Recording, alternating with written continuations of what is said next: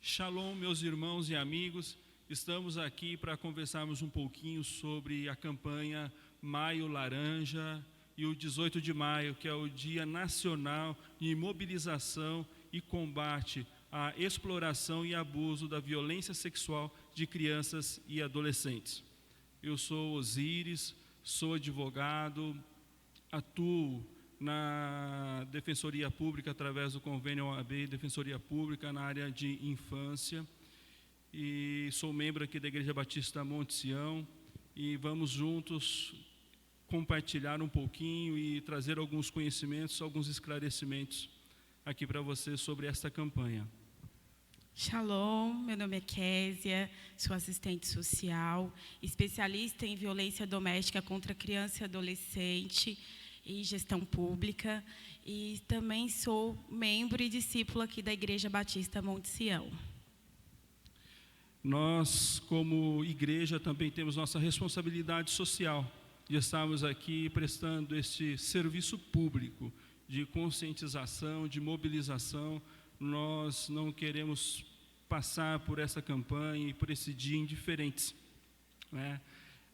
Para iniciarmos essa história do 18 de maio, por que esse dia é comemorado, ou é o dia de mobilização, melhor dizendo, e o combate da exploração.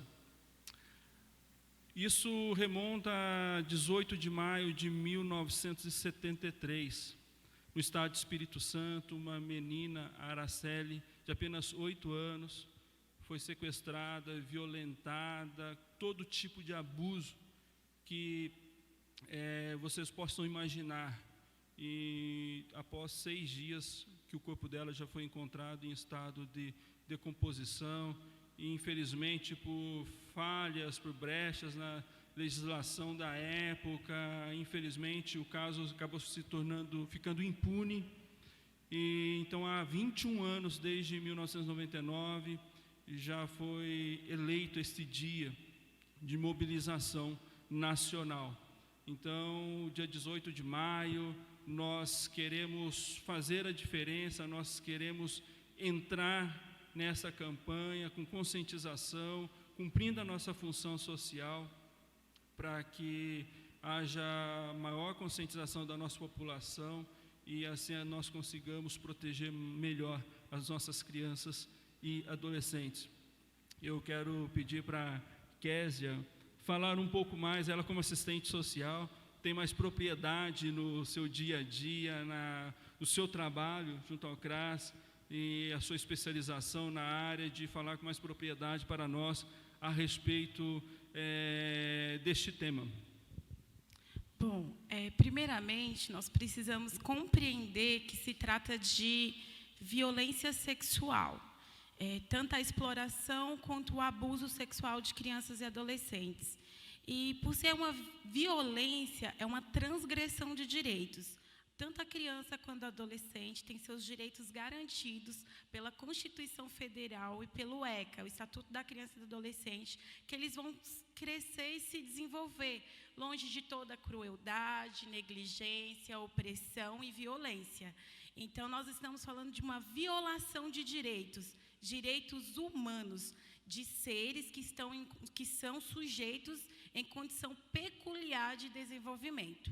Para isso, nós também precisamos compreender que quem é criança, quem é adolescente? Criança é todo indivíduo de 0 a 12 anos incompletos, e o adolescente de 12 a 18 incompletos.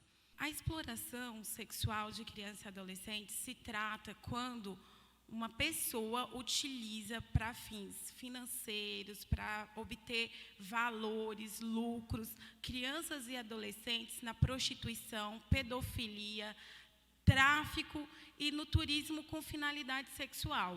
Um grande exemplo que nós podemos ter, e que acredito que muitos já tenham identificado em noticiários, são meninas que ficam na beira da estrada vendendo seu corpo, e ali existe um aliciador que muitas vezes são pessoas da família, às vezes os próprios pais, que vendem os seus corpos em troca de dinheiro e explora sexualmente essas meninas e, às vezes, meninos, com menor frequência.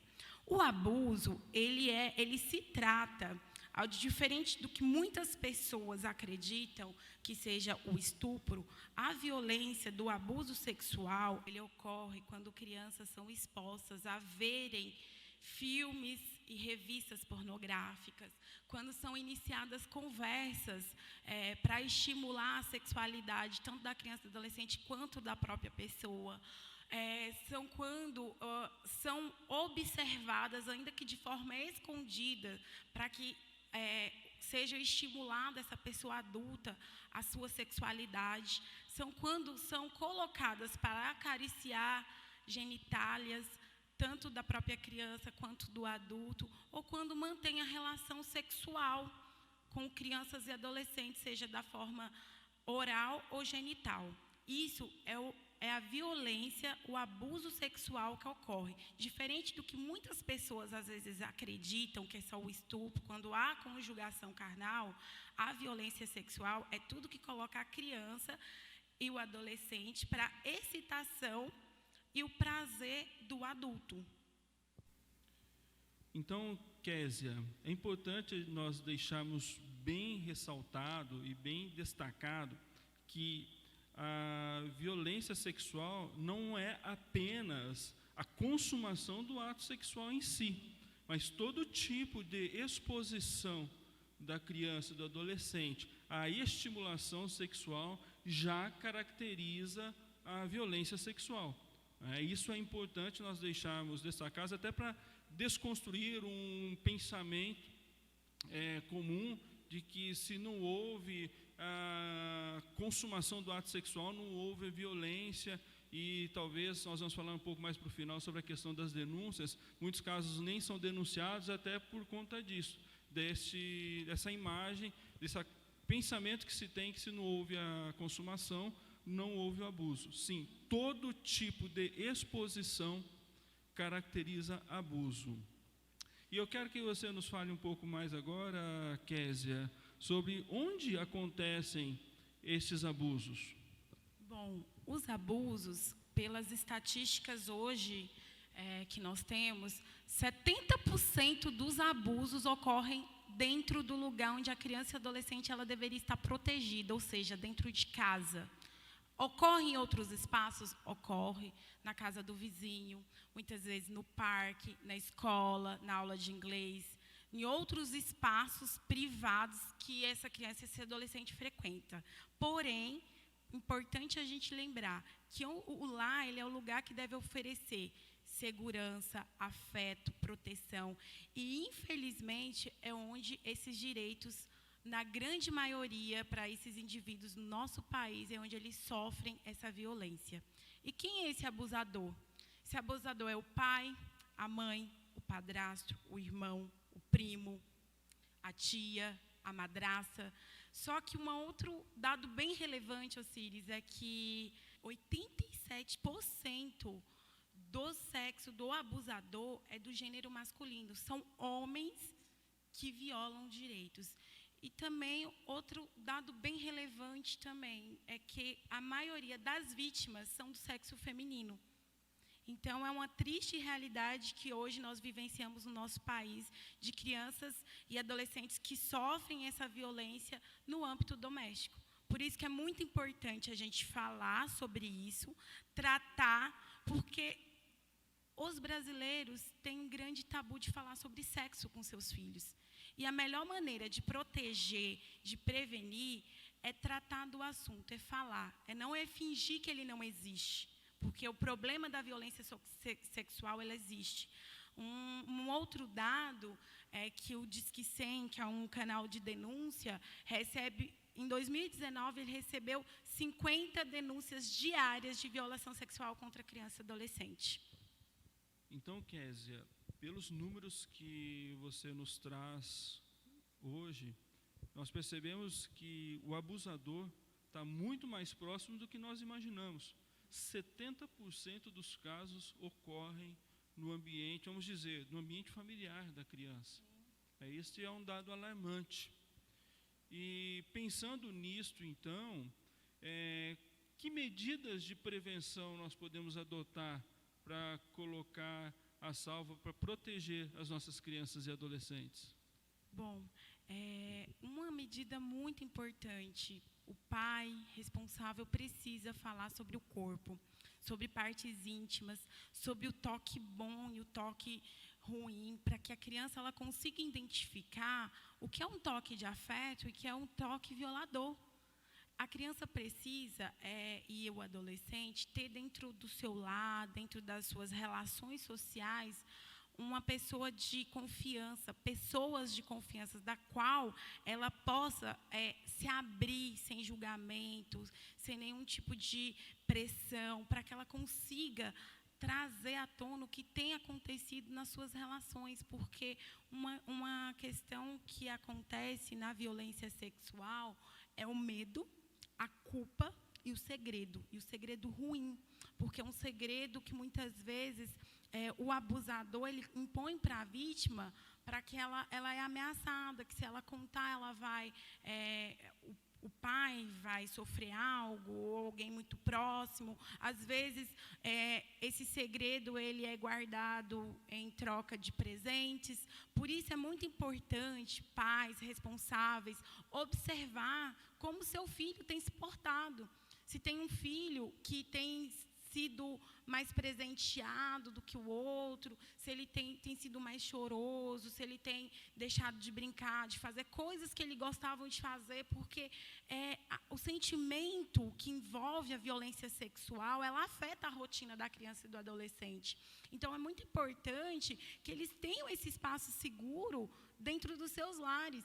E quem precisa fazer com que isso aconteça? Os pais irresponsáveis. Precisa criar esse ambiente para que ele se sinta confortável em dizer coisas que estão sendo desconfortáveis para eles.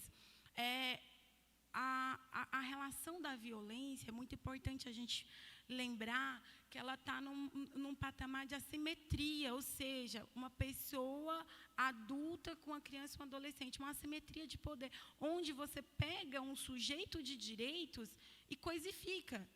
Isso é uma coisa, eu posso fazer com ela o que eu quiser. Mas quando eu nego direitos para um ser humano, eu faço dele uma coisa, eu nego que ele tem direitos, eu violo ele enquanto ser humano. E lembrando que a violência sexual, ela não é só uma violência sexual, ela muitas vezes ela vem acompanhada de outras violências. Violência física, a negligência e a violência psicológica. Então, é importante denunciar, prevenir para que ela não ocorra, porque isso interfere no desenvolvimento saudável da criança e do adolescente e pode deixar marcas que se perpetuam por decorrer da vida dessa pessoa, desse indivíduo. Muito recentemente, nós tivemos o comediante, o Marcelo Adnet, que ele conseguiu expor a violência sexual que ele sofreu na infância. Então, quanto que é difícil falar da violência sexual e o quanto que ela está envolvida, né, no medo, no receio, e o quanto que ela é velada por vários sentimentos que são difíceis de vir à tona. Bom, agora eu quero falar um pouquinho do sistema de garantias de direitos, que é uma articulação dos setores da sociedade com o Estado, né, família, sociedade e Estado, para garantir e proteger os direitos da criança e do adolescente. Então, existe a rede de proteção que deve atuar para promover os direitos da criança e do adolescente, e entra equipamentos como escolas, unidades de saúde, hospitais, OSCs, CRAS, CREAS, onde deve fomentar os direitos da criança numa questão de promovê-los. Outra linha de atuação do sistema de garantia de direito está no controle, né, que é feita a fiscalização de como essas políticas públicas elas têm acontecido, que entra nos conselhos de direitos, CMDCA, CMASH e outros que compõem essa rede de controle, e a de defesa, que aí vai ser os protagonistas. O Conselho Tutelar é um órgão colegiado que deve fiscalizar e deve fomentar o direito da criança e do adolescente, e todos os casos de suspeita, ameaça ou confirmação de violação devem ser comunicados ao Conselho Tutelar. Entra o Judiciário, o Ministério Público na defesa, e é onde tem os aspectos jurídicos, porque a nossa legislação trata, inclusive, dentro dos aspectos penais. E aí o Osiris vai tratar um pouquinho mais sobre essa parte penal na defesa dos direitos da criança e do adolescente. Muito bem. Nessa parte jurídica, eu quero começar falando da Constituição Federal.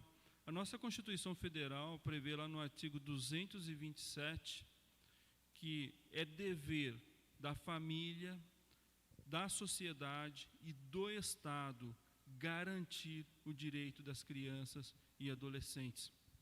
E o Estatuto da Criança e do Adolescente repete praticamente esse texto no seu artigo 4º, que é dever da família, da sociedade e do Estado garantir os direitos da criança.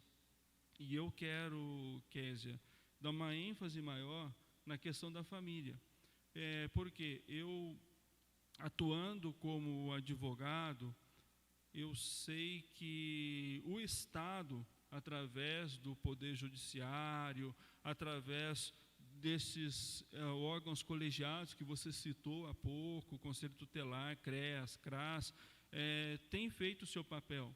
Mas, muitas vezes, ou na grande maioria das vezes, o start para combate começa com a família, ocorre na família. E aí nós temos visto muito falho essa questão, sabe? Então eu quero dizer a seguinte frase, eu quero que você grave bem essa frase: comete violência quem não denuncia, comete violência quem se omite. Nós não cometemos crimes apenas por praticar atos, mas algumas definições penais, comete crime quem deixa de praticar determinados atos. Tá? Você citou há pouco com relação da notificação, 50 denúncias no Disque 100 por dia. Isso a gente sabe que está subnotificado, é muito baixo esse número. Nós sabemos que a realidade no Brasil é bem diferente disto. E por que todos os casos não estão sendo denunciados? O que ocorre? E nós precisamos encarar esta questão. E o que nós percebemos sempre nessa questão? Existe uma omissão. Como você disse que 70% dos casos ocorre dentro do ambiente familiar, não é? Nos ambientes fechados, e se não ocorre o start dentro da família para a denúncia, esse caso fica impune. Provavelmente você conhece, mas também várias pessoas, mas eu conheço inúmeras e inúmeras pessoas que foram abusadas na infância ou na adolescência e o caso não foi denunciado. No meu dia a dia, eu já conheci muitas pessoas nessa situação. E uma coisa interessante que eu percebo, saindo até um pouco da questão jurídica, eu não sou psicólogo, mas entrando um pouco para a área da psicologia, os danos psicológicos que essas violências causam nas pessoas. Você diz que correm traumas que se perpetuam na vida das pessoas. Então, hoje, eu convivo com pessoas que são adultas, que sofreram violência há 30 anos atrás, e até hoje elas sofrem com isso, precisam passar por terapias, precisam se recorrer a serviços de psicólogos para conseguir driblar esse trauma.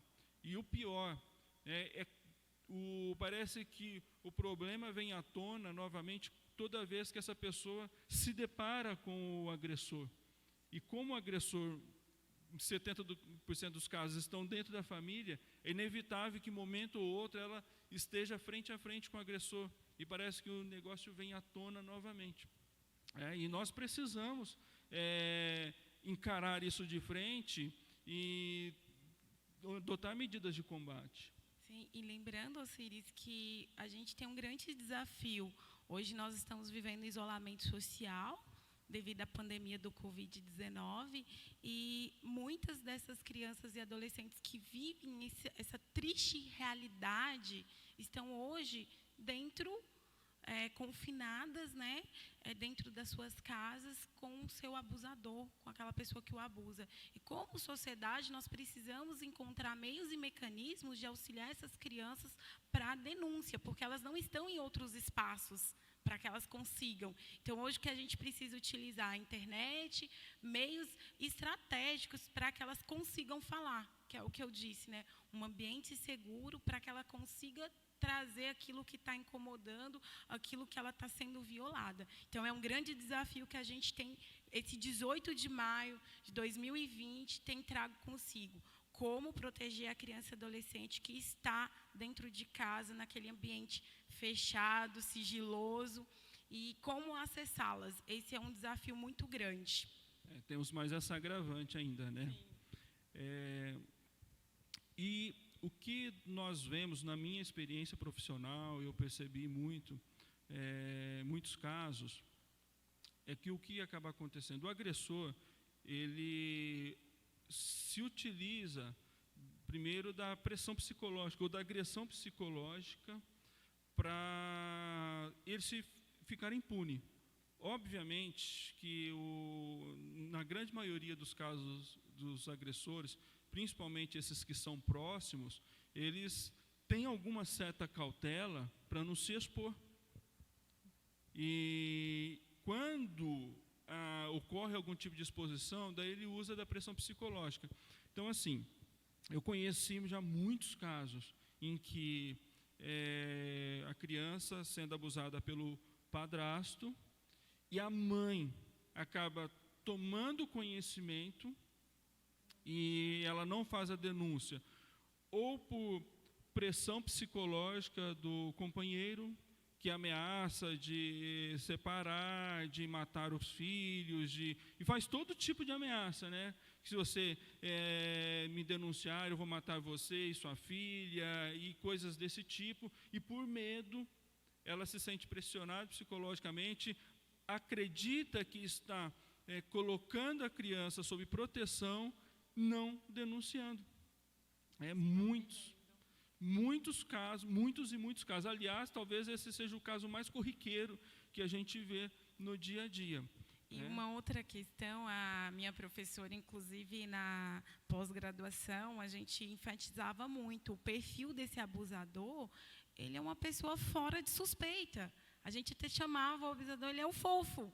É aquela pessoa que você não espera, você não desconfia que ele viola o direito daquela criança e do adolescente. Então, muitas vezes, é assustador quando vem à tona alguma situação, você fala, poxa, mas fulano, ele era um pai exemplar, estava sempre presente, ele trabalhava, trabalhador, honesto, porque não tem uma cara, um rosto. Ele é um rosto do qual ele é comum, e muitas vezes ele é agradável. Então, ele não existe um perfil assustador. Ele chega de manso, ele é uma pessoa do convívio que está fora de qualquer suspeita. Exatamente. Pegando esse gancho da sua palavra, normalmente ele tem bom papo, boa lábia, não é? E a ponto de, muitas vezes, ele usa do subterfúgio de colocar a criança em descrédito. Então, eu citei há pouco a questão da pressão psicológica, né, da ameaça, para não ocorrer a denúncia, e existem também muitos casos de quando a criança acaba, enfim, contando para a mãe, aí ele usa da lábia dele para desconstruir essa informação da criança, colocando a criança em descrédito e fazendo com que a mãe acredite na explicação ou na justificativa dele, e colocando a criança, ela está imaginando coisas, não foi bem assim, ela está imaginando, principalmente quando ocorre a violência com toques, né? E aí é onde ele tenta colocar a criança desacreditando a criança. Lembrando, né, Osiris, que nós também temos um dado estatístico que apenas 6% dos casos são realmente alguma invenção, alguma imaginação, né, ou mesmo algo que a criança tenha colocado que não seja verdade.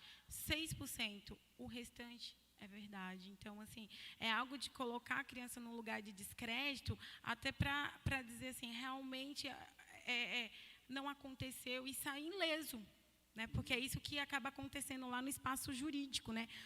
Principalmente quando não há como comprovar através do IML, né, que não tem como comprovar que houve algo no físico, o quão difícil é punir esses abusadores, esses agressores que perpetram a violência sexual no campo jurídico, para que eles sejam penalizados por aquilo que eles cometeram no campo penal. Exatamente. Essa questão da criança, às vezes, não ser acreditada, ocorre maciçamente nos casos da violência sexual, quando não há consumação do ato sexual. Porque quando ocorreu a consumação do ato sexual, com o exame de corpo de delito, o exame médico, consegue-se comprovar a violência. Mas quando a violência ainda não se consumou o ato sexual, mas aí se consumou a violência, a grande dificuldade são os elementos probatórios, né? Conseguir elementos que possam levar o agressor a uma condenação, e isso é um grande desafio. Uma coisa que eu sempre penso comigo, tá? Em caso de dúvida, você percebeu alguma coisa diferente, algum comportamento diferente no seu filho, na sua filha? Você percebeu algum comportamento diferente numa pessoa dentro da família que possa ser um agressor da criança, do teu filho? Você já procura obter informações, muito mais que isso. Busque ajuda. Já ouvi muitos casos assim, eu não denunciei porque eu não tinha como provar. O meio jurídico tem N possibilidades de provas, né? Busque ajuda, busque apoio dos órgãos competentes para isso, vá buscar socorro, vá buscar ajuda, vá buscar orientação no conselho tutelar, vá buscar orientação com profissionais que estão preparados para isso. E aí vão já se buscar elementos probatórios e construir situação de que possa levar este agressor a uma condenação. E muitas vezes escorado, amparado por esta pensamento de que eu não tenho como provar e não faz a denúncia, aí esta denúncia chega aos órgãos públicos por outros meios. Até porque a gente precisa lembrar que os direitos da criança e do adolescente é uma causa pública, é um interesse comum. Sim. E deve ser garantidos de forma prioritária. No Estatuto da Criança e do Adolescente fala em prioridade absoluta. Então, muitas vezes, as pessoas elas têm receio de fazer denúncias porque elas identificam não só dentro da própria casa ou no espaço privado do outro. Ela fala, olha, mas eu não vou fazer a denúncia porque é o meu vizinho, ele é pai, ela é mãe, é padrasto. Mas não, você não só pode, como deve fazer denúncia. Lembrando que é uma causa pública que todos nós, um conjunto de sociedade, temos essa responsabilidade. Sim, sim. E ainda enfatizando na questão da família, eu já atuei em vários casos que a criança tentou relatar para a mãe a questão da denúncia, a mãe não acreditou, ou por questões de pressão psicológica do agressor, não levou o caso adiante. Essa criança, num pedido de socorro, acabou comentando na escola, com a professora, com algum coleguinha, chegou no ouvido do professor. O professor, também, dever de ofício, deve encaminhar a denúncia ou a suspeita, né, para o conselho tutelar.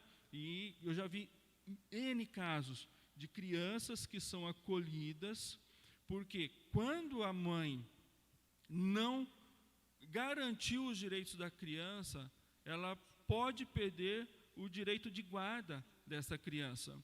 E aí, neste caso, a criança é acolhida para uma instituição, no caso aqui em Hortolândia, o PAICA, e aí a mãe vai chorando atrás da Defensoria Pública, porque me tiraram as crianças, tal, porque é uma injustiça, porque eu trato bem as crianças, eu nunca cometi violência nenhuma, mas aí quando nós vamos ver o processo, está lá no processo, que a criança sofria violência sexual pelo padrasto ou pelo um tio, tal, a mãe sabia e não denunciou. E aí ela acaba se tornando conivente com o agressor, e ela pode, inclusive, responder por crime de omissão, por não garantir os direitos da criança. E eu quero deixar bem claro aqui, Kézia, que direitos da criança e do adolescente são direitos indisponíveis. Tá? Não, a mãe, o pai, a família não tem direito de escolher se denuncia ou não denuncia, se leva à frente o caso ou não leva à frente o caso. Teve conhecimento do fato, deve denunciar. Tem suspeita, busca a orientação dos órgãos competentes que vai ajudar a investigar este caso. O que não pode ficar é na omissão. Porque, como eu disse até há pouco uma frase, quem não denuncia comete violência, ou comete violência quem não denuncia. Tá? Então, eu já trabalhei em vários casos que aconteceu isso. E aí a mãe pede a guarda da criança, dependendo dos casos, às vezes, claro que o sistema judiciário, o sistema de apoio, de amparo, tenta reintegrar a criança na família natural, mas existem casos, inclusive, que a criança acaba indo para a família substituta, ou para adoção, porque a mãe foi omissa em garantir os direitos da criança. Então, nessa questão jurídica, eu quero deixar bem claro que não é direito de nenhum familiar se omitir. Nós precisamos levar adiante qualquer suspeita ou qualquer fato que a gente tome conhecimento de violência sexual de crianças e adolescentes. Lembrando, Osiris, que a gente está falando de direitos conquistados muito recentemente, dentro da Constituição. A Constituição é de 88.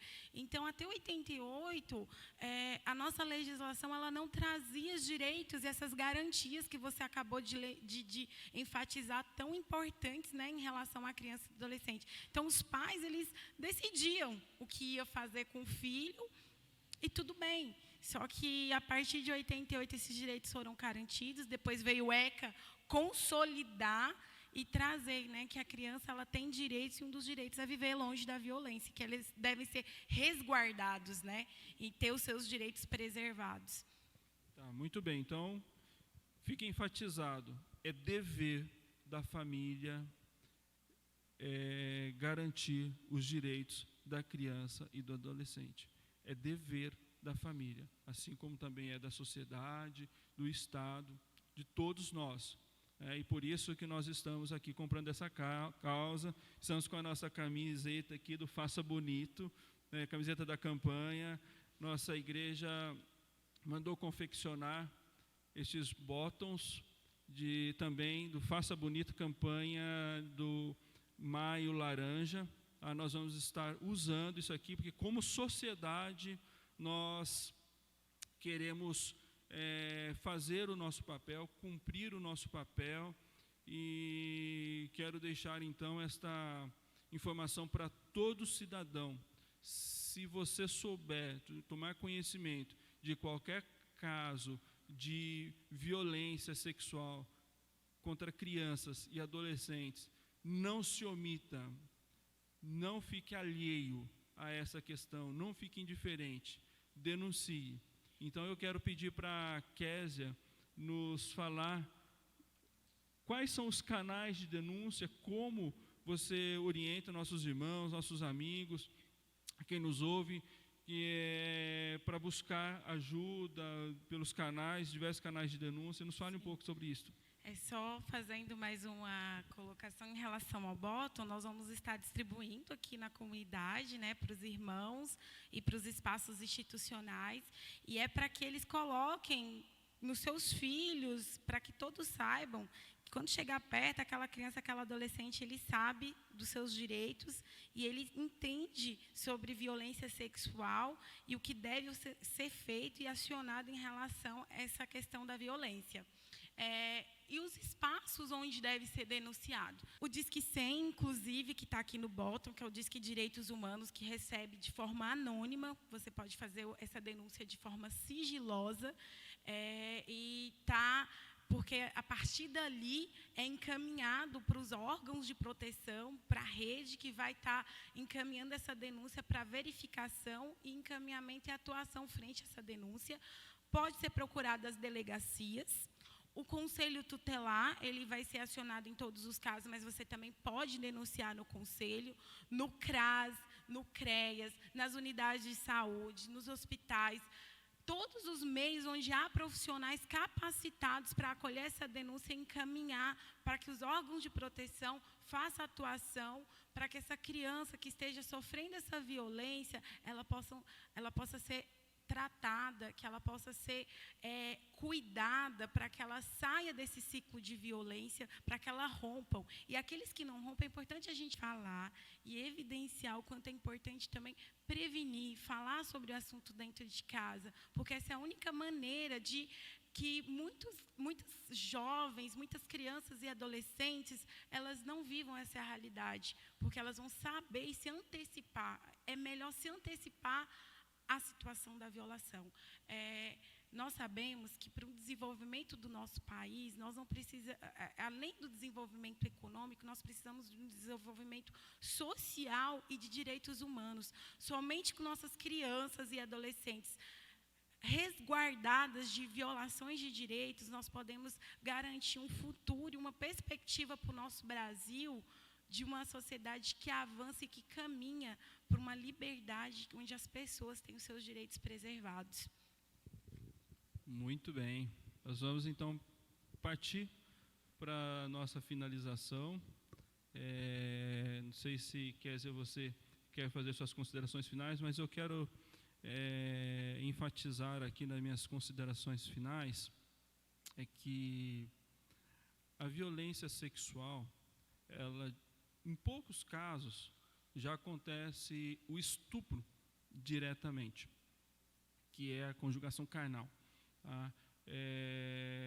Principalmente nos casos que ocorrem no ambiente familiar, começa com, às vezes, algumas palavras, com um leve toque, e o agressor ele vai evoluindo, né, na questão da violência. E na questão da prevenção, se logo no início já for detectado, já for percebido, e tomar medidas de prevenção, na maioria dos casos, pode-se evitar um estupro ali na frente, que vai trazer muito mais danos para esta criança. Então, fique atento. Qualquer mudança de comportamento, converse com seu filho, converse com a sua filha, e qualquer mudança de comportamento, tenta identificar a possibilidade de o início, às vezes é um início da agressão, e se você agir precocemente, você pode prevenir uma agressão maior ali na frente. Eu vou passar aqui para a Késia fazer as suas considerações finais, mas antes eu já quero dizer se as informações que trouxemos nesse vídeo foram importantes para você. Deixa aí seu like, compartilhe esse vídeo com pessoas que você julga que é importante ouvir esse vídeo. São informações importantes que nós precisamos passar, né? No dia a dia, nas redes sociais, nós compartilhamos tantas besteiras, tantas coisas que não constroem nada, não agregam nada, e esse é um vídeo informativo. O objetivo nosso é trazer informação. Compartilhe esse vídeo com os seus familiares, com as suas pessoas. Esse vídeo possivelmente vai ajudar alguém a tomar coragem, a fazer uma denúncia, ou até mesmo de identificar alguma possibilidade de agressão e prevenir, colocar uma criança a salvo. tá? Se inscreva no nosso canal, ative aí o sininho para você receber as suas notificações. Todo dia nós temos novidades aqui para você, novidades da palavra de Deus, informações, responsabilidade social, enfim, nós somos uma igreja que estamos preocupados tanto com a saúde espiritual quanto com a saúde emocional de vocês, tá bom? Kézia, as suas considerações finais. Faça bonito, compartilhe esse vídeo, faça aquele que chegue até as pessoas da sua família, da sua comunidade, seus vizinhos. Nós vamos deixar no final do vídeo, todos os telefones aqui do município, dos meios de denúncia, os 190, as delegacias, CREAS, CRAS, Conselho Tutelar. Faça bonito, faça a sua parte em proteger nossas crianças e adolescentes, porque nós estamos fazendo a nossa parte de compartilhar conhecimento com toda a sociedade, com todos os irmãos, e esse é um dever que Cristo deixou para que a gente cuidasse das pessoas. Amar ao próximo é fazer com que ele seja protegido, que ele seja amado, que ele seja cuidado. E isso é um dever que todos nós temos enquanto discípulos de Jesus Cristo. Faça bonito, faça valer a pena para que todas as pessoas possam ter conhecimento e que elas possam evitar ou romper que ciclos de violência aconteçam com crianças e adolescentes do nosso país. Está nas suas mãos, está na minha mão, está nas nossas mãos.